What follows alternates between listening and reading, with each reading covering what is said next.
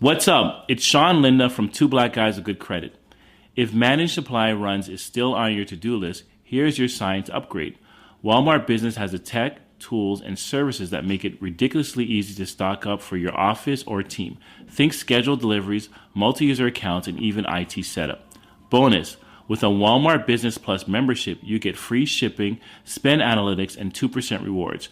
Join the smart way to shop at business.walmart.com. Terms apply. There are a million reasons people start therapy. A breakup, burnout, a new job, whatever your reason, there is one place to start. Grow Therapy meets you where you are with support that actually sticks. Whether it's your first time in therapy or your 50th, Grow makes it easier to find a therapist who fits you, not the other way around. They connect you with thousands of independent, licensed therapists across the U.S., offering both virtual and in-person sessions, nights and weekends. You can search by what matters, like insurance, specialty, identity, or availability, and get started in as little as 2 days. And if something comes up, you can cancel up to 24 hours in advance at no cost. There are no subscriptions, no long-term commitments. You just pay per session. Grow helps you find therapy on your time. Whatever challenges you're facing, Grow Therapy is here to help. Sessions average about $21 with insurance, and some pay as little as $0, depending on their plan.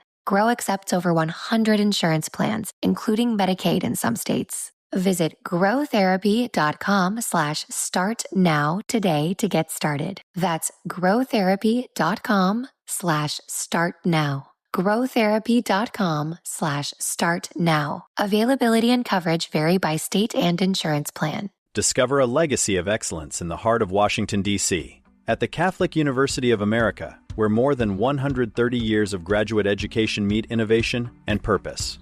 Choose from over 100 graduate programs, including business, engineering, nursing, and public policy, all led by world-class faculty. Gain the skills, connections, and confidence to lead in your field. It's time to elevate your future. Learn more at catholic.edu/graduate.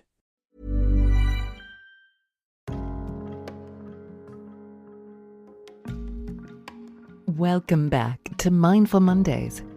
I'm your host, Ashley Dupuy, and some of you will know me as Ashley Bentley.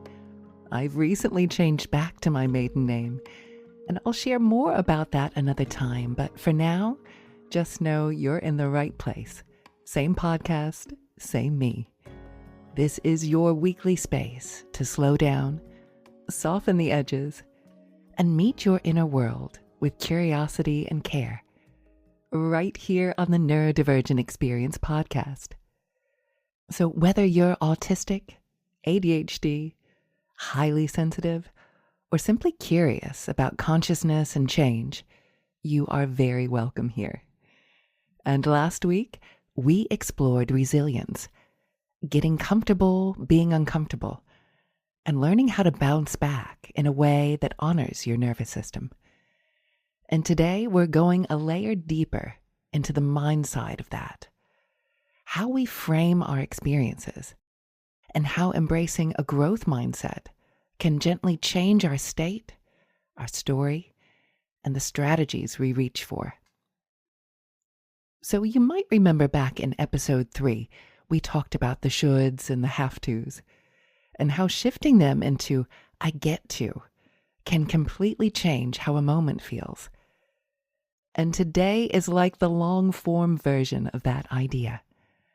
And as always, if you'd like to take this work further in practice, you can find my courses, yoga nidras, bedtime stories, and meditations over on Insight Timer. They're all designed to support sensitive and neurodivergent nervous systems to feel a little more held. So let's start with the raw material here. Thoughts. Thoughts often feel like they are happening to us. A running commentary popping up out of nowhere.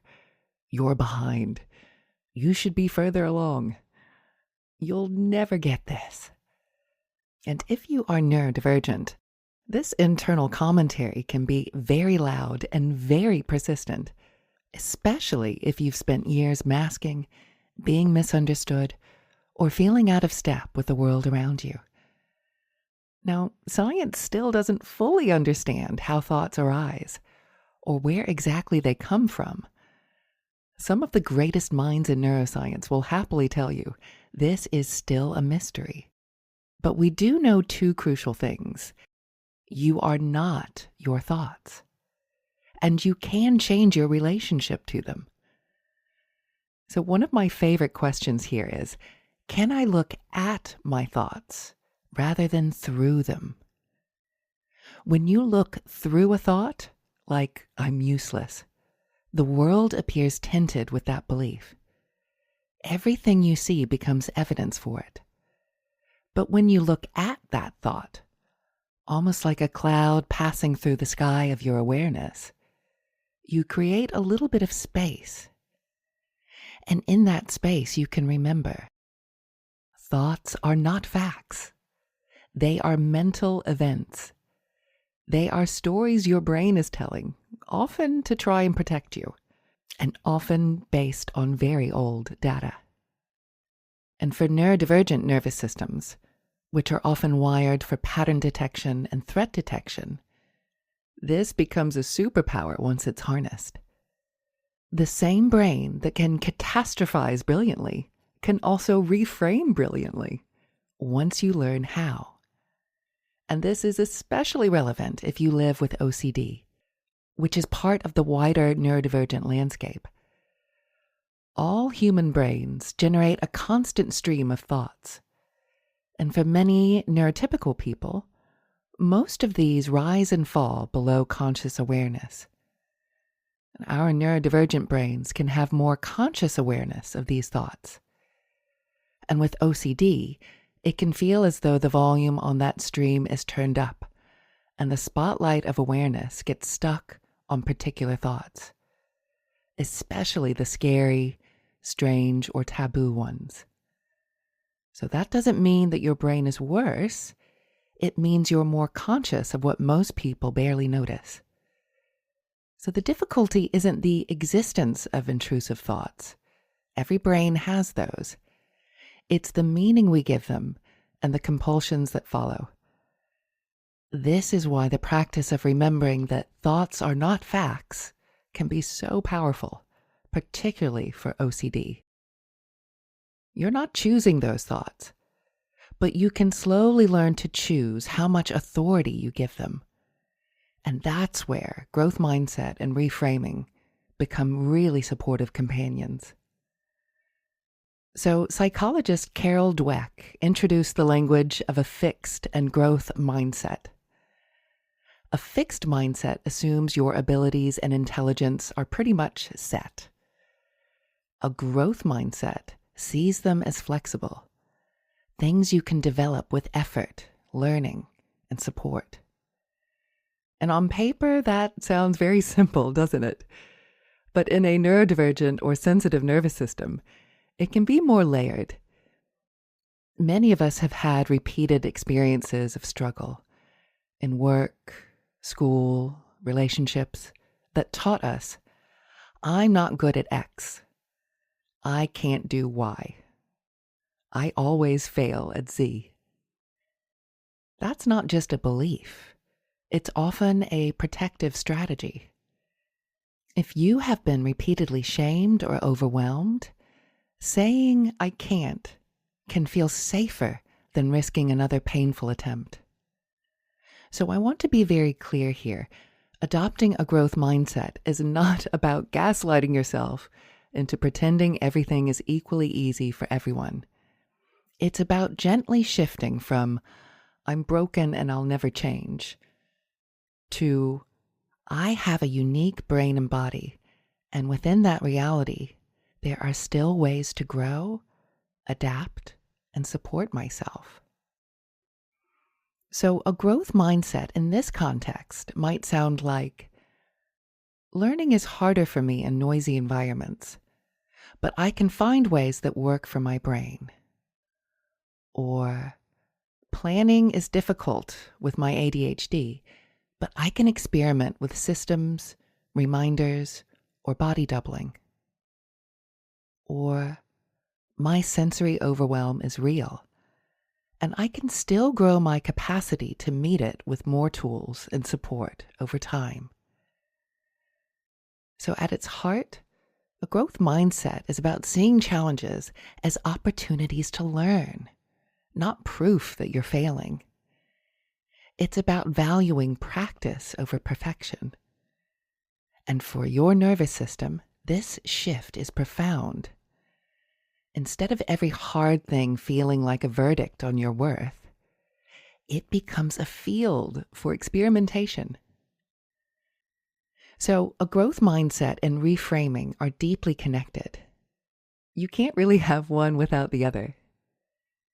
Reframing is the practice of changing how you interpret a situation, not in a fake, toxic positivity way, but in a way that is more truthful and more helpful.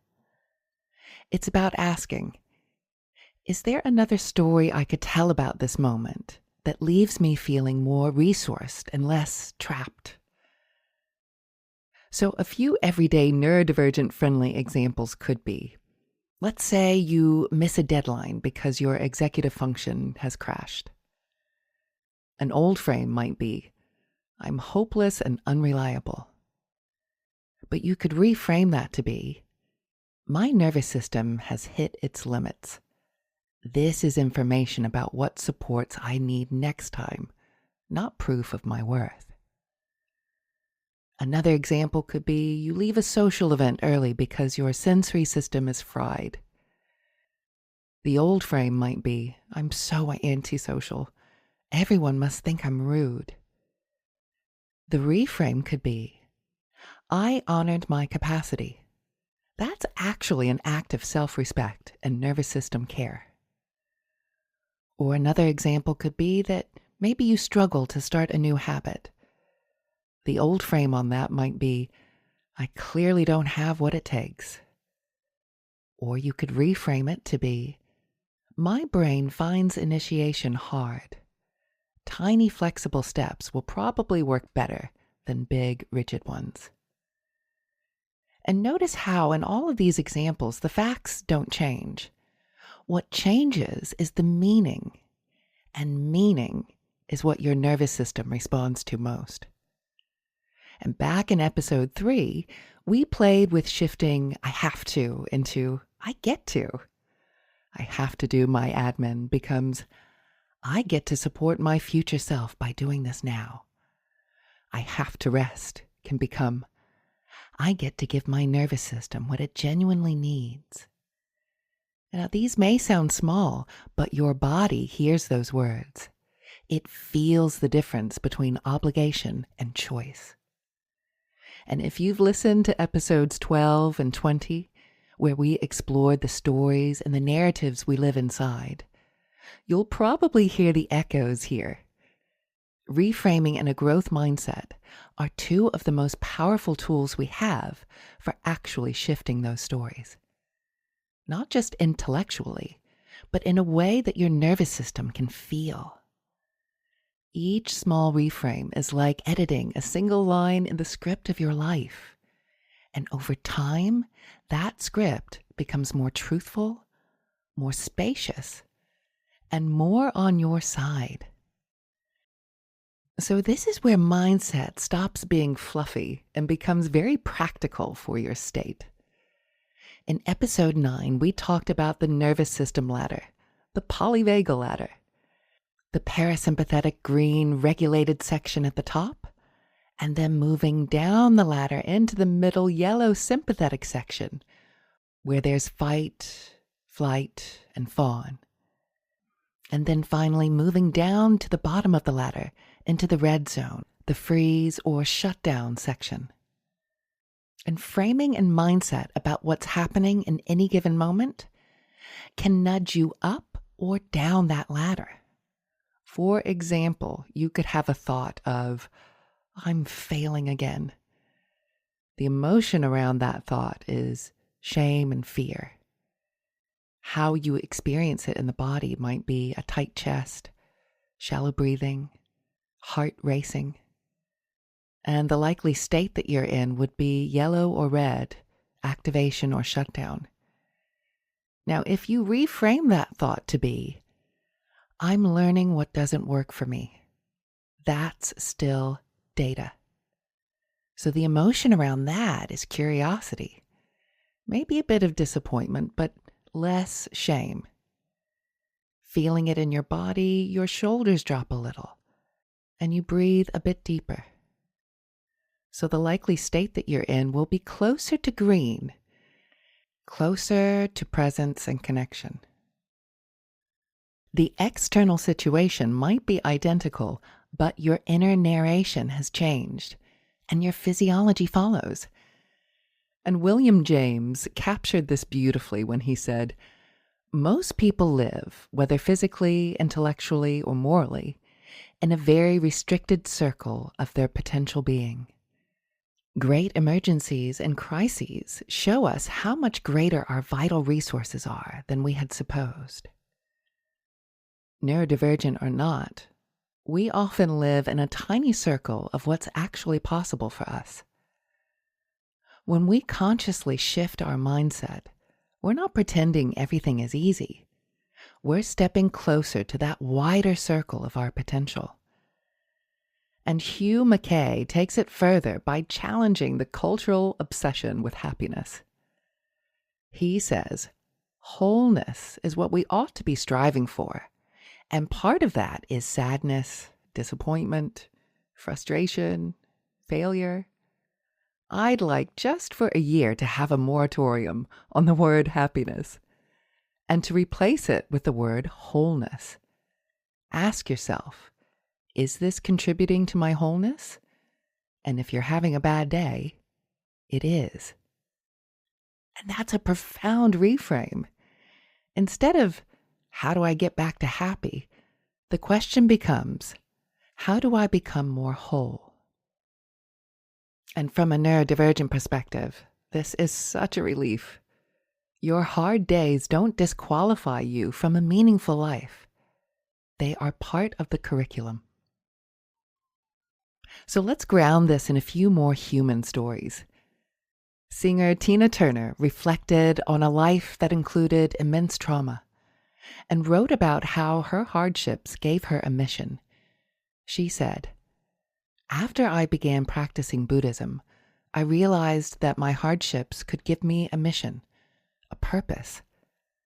I saw that by overcoming my obstacles, I could build indestructible happiness and inspire others to do the same. Everything that came my way, both the highs and the lows, became an opportunity for self-improvement and for sparking hope in others. So she's not saying that the abuse was okay. She's saying, I refuse to let this be meaningless. I will alchemize it. And that's growth mindset at an existential level. And comedian Joan Rivers, in her very direct way, puts it like this. She said, listen, I wish I could tell you it gets better, but it doesn't get better. You get better. The external world may always be messy and biased and unpredictable, and our nervous systems may always be a bit quirky, a bit tender, a bit extra. But we can grow in how we meet all of that. And author Kurt Vonnegut shares a story about being a teenager and listing all the things that he did: theater, choir, violin, piano, art classes, and then dismissing them by saying, I'm not any good at any of them. And the archaeologist that he was speaking to then said to him, I don't think being good at things is the point of doing them. You've got all of these wonderful experiences with different skills, and that all teaches you things and makes you an interesting person, no matter how well you do them. And for so many neurodivergent people raised in achievement-focused environments, this really hits home. And you may have internalized the idea that something is only worth it if you can win at it. And a growth mindset says, the process is what shapes you. The joy, the attempt, the curiosity, those are enough. And because episode 23 feels like the perfect moment for this, let's talk about basketball great Michael Jordan, who wore jersey number 23 and who's been very open about his neurodivergence. He said, "I have missed more than 9,000 shots in my career. I have lost almost 300 games. 26 times, I've been trusted to take the game-winning shot and missed. I've failed over and over and over again in my life, and that is why I succeed." Notice the reframe. Same facts, completely different meaning. Instead of, "I've failed a lot, therefore I'm a failure," it becomes, "I failed a lot, therefore I learned, therefore I grew." And for neurodivergent brains that often feel like we're failing at the neurotypical game, this is pure gold. It's growth mindset in action. Okay, so how do we actually apply this without turning it into another perfection project? Here are a few gentle invitations. First off, catch the fixed mindset sentence. Be on the lookout and listen for phrases like, "I'm just not the kind of person who," or "I'll never," or "What's the point?" You don't have to fight them, just notice them as old scripts. And start seeing if you can add in the word "yet" or the words "I'm learning to." And we discussed these back in episode 20. "I can't do that yet." Or "I'm learning how to do that." Tiny change, huge nervous system difference. Also, ask the wholeness question. Instead of, "Is this making me happy?" you could try, "Is this contributing to my wholeness?" And if you're having a hard day, but you're being honest and setting boundaries or resting, that's wholeness. Remember your circle of control. And we went deep into this in episode 15, so I won't reteach it here. But mindset and reframing sit firmly inside that circle. You can't control other people, the past, or the future, but you can gently influence the story you tell about what's happening now. And start practicing tiny reframes. Not, "My whole life is secretly amazing," but little shifts like, "This is hard" can turn into, "This is hard and I'm learning something." Or "I messed up" can turn into, "I messed up and I can repair or adjust." Or even "I'm behind" can turn into, "I'm on my timeline, not theirs." Over time, these little reframes become part of your default wiring. You're teaching your brain that challenge does not automatically equal catastrophe. So let's move into a guided practice to help you feel what reframing and growth mindset can be like from the inside. And if you are currently driving or operating heavy machinery, please ensure to pause the recording now until you can safely come back into stillness. And just find a comfortable position, either seated or lying down, ensuring you are nice and warm and cozy and fully supported. And just let your body be as comfortable as it can reasonably be right now. And whenever you're ready, gently close your eyes. And let's take a slow breath in through the nose. And a long, easy breath out through the mouth.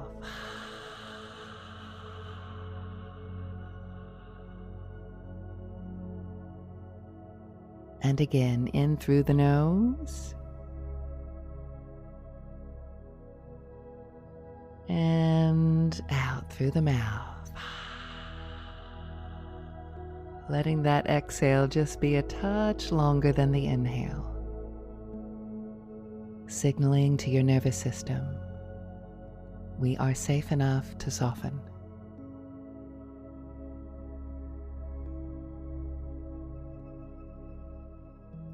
Good, that's right. And can you now just imagine, only imagine now, standing in front of a building. And from the outside, it looks a little like a cross between an art gallery and a library. Big windows, warm light spilling out onto the pavement. This is the gallery of your life. And when you're ready, step inside. And the space is quiet and soft. And the air feels calm. And on the walls are framed images, moments from your life. Some are big, some are small. Some you are proud of, and some you'd rather forget.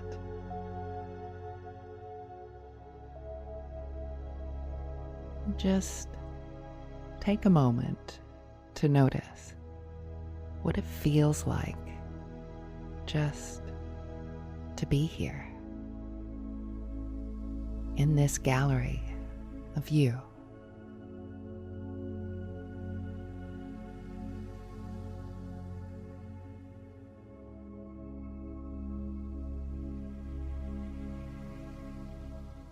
And as you walk slowly along the first wall, you come to a frame that holds a memory of something you often judge yourself for.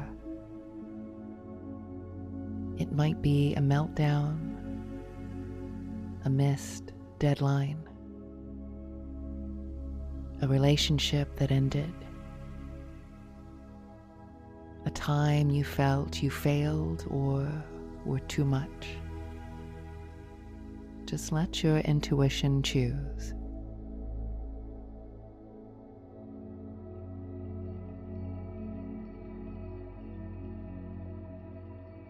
And stand in front of this frame and notice what's happening in the picture.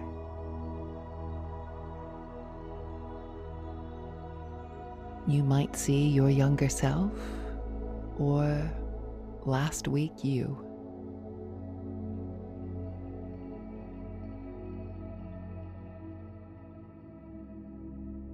You might see colors, shapes, or just sense the moment. There is no right or wrong here.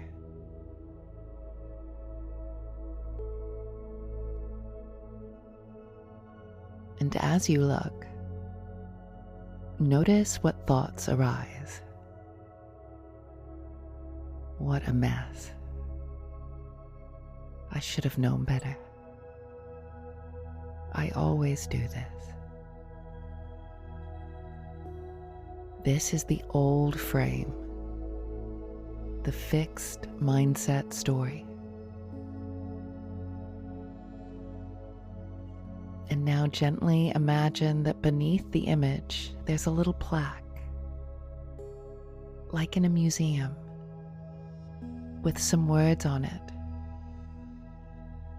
Right now, maybe it says something like failure, or embarrassment, or proof that I can't handle life. And take a breath. And imagine you're holding a small golden pen. And with as much kindness as you can muster, you're going to edit the plaque. You're not erasing what happened.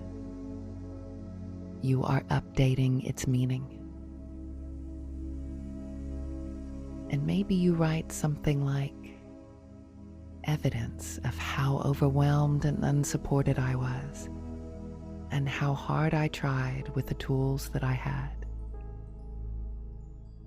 Or a turning point that showed me what my nervous system actually needs. Or a moment that hurt and also nudged me toward better boundaries or diagnosis or self-knowledge. Just let your own words arise. You don't have to make it pretty. Just more honest, more compassionate, more growth-oriented. And take your time.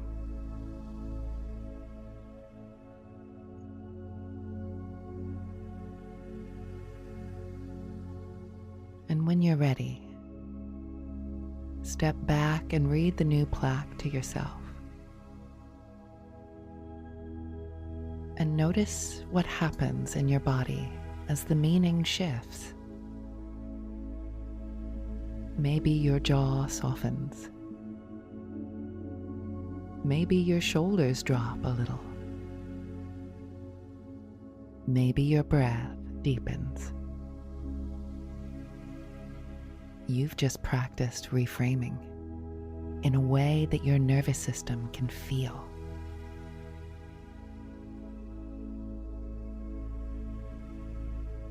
And now, slowly move along to another frame. This one shows you doing something you enjoy, regardless of how good you are at it. Drawing, gaming, singing, hyper-focusing on a special interest, trying a new hobby. And just see yourself in the act of doing, not performing, just absorbed. And underneath, there's another plaque that might have read, pointless, or a waste of time, or not good enough to count. And again, pick up your golden pen, and drawing on Kurt Vonnegut's archaeologist friend, you might write something like, evidence of a rich, interesting life, full of varied experiences. Or a moment where I let myself play, not to win, but to live. Or proof that I am more than achievement. I am a full human being. Let your own reframe emerge.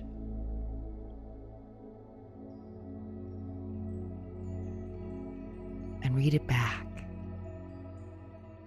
And feel how it lands.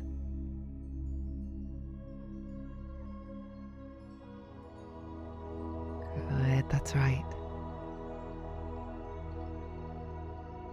And now, for a moment, imagine the entire gallery. All the frames that currently have harsh labels under them. All the moments you've secretly used as proof that you're failing at life. And see them gently glowing with a soft light, as if each one is being updated, one plaque at a time. Not into fake positivity, but into truthful kindness.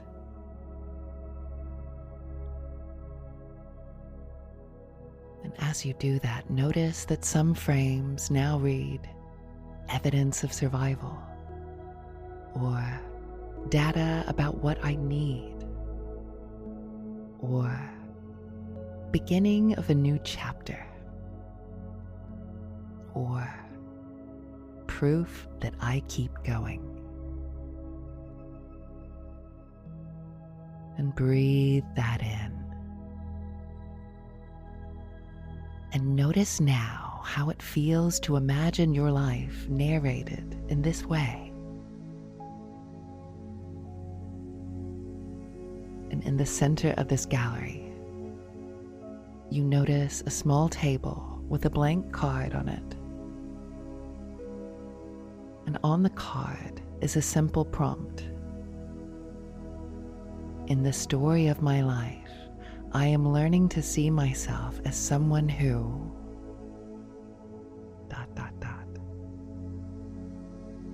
Let your mind complete that sentence from a growth mindset place.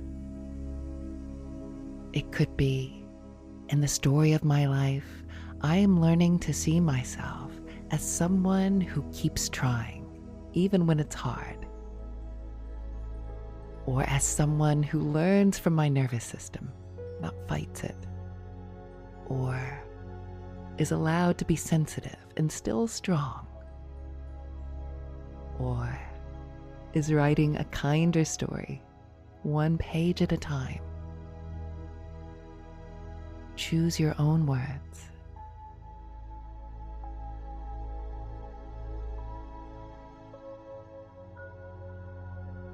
And hold that sentence gently in your awareness, like a seed.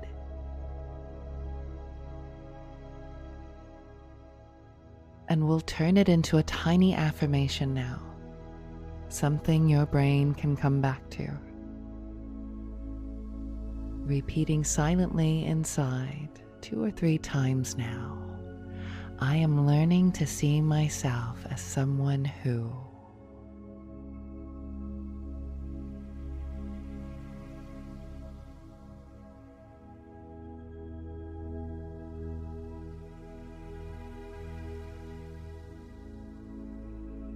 And really let these words soak in, not as a demand, but as an invitation.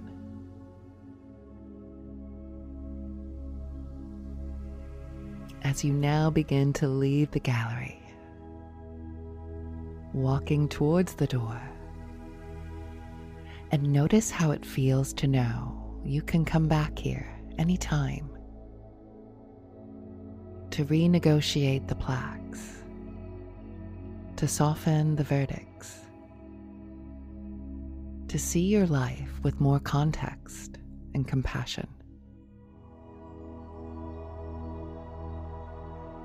And step out of the building now and back into your physical surroundings.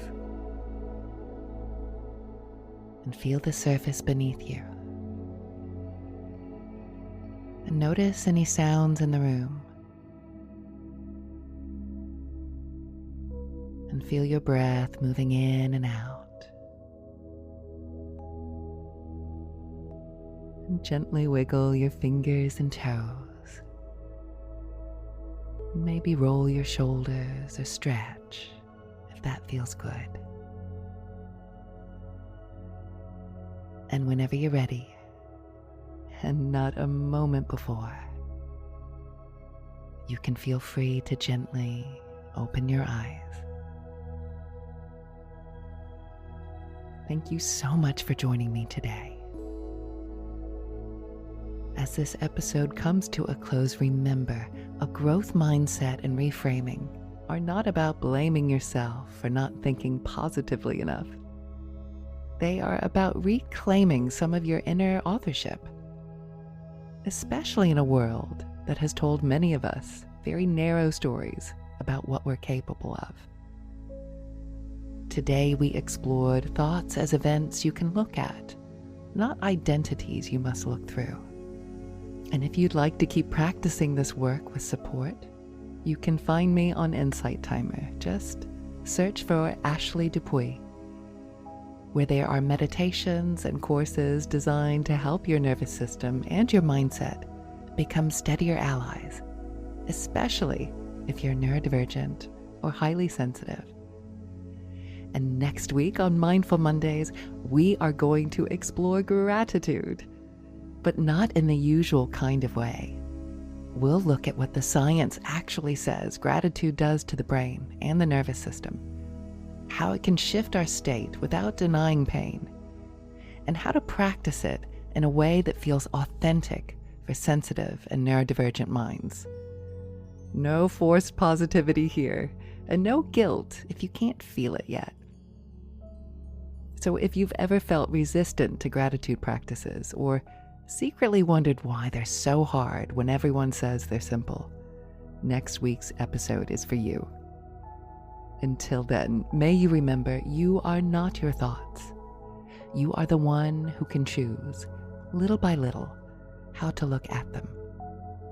And as always, remember, we are all just walking each other home.